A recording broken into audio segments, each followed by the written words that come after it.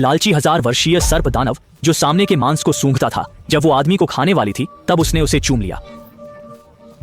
इस अनपेक्षित कदम ने ठंडे खून वाले सर्प दानव को गिरा दिया और वह आदमी के वश में आ गई।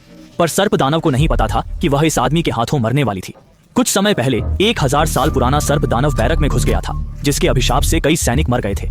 सर्प दानव से छुटकारा पाने के लिए मुखिया ने एक दाना को बुलाने पर बहुत धन खर्च किया।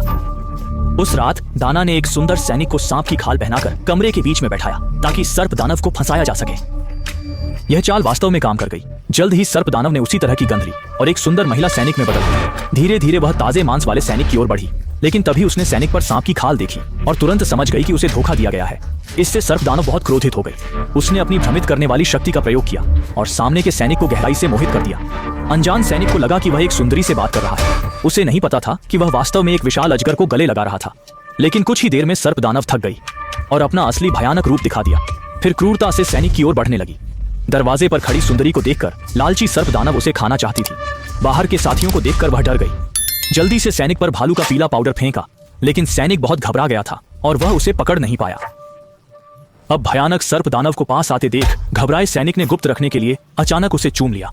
इस अप्रत्याशित चुंबन से सर्प दानव का क्रोध तुरंत गायब हो गया। दरअसल सर्प दानव सैकड़ों वर्षों से अकेली थी। उसके साथ कभी ऐसा व्यवहार नहीं किया गया था। फिर सैनिक ने उसे प्यार से सांत्वना दी, जिससे सर्प दानव पूरी तरह से उसके प्रेम में डूब गई। लेकिन उसे नहीं पता था कि इसी समय सैनिक का हाथ चुपके से बगल में रखे हथियार की ओर बढ़ रहा था। अगला पल निर्णायक होने वाला था। इस तरह मानव जाति को परेशान करने वाले सर्प दानव को अंततः सैनिक ने मार डाला।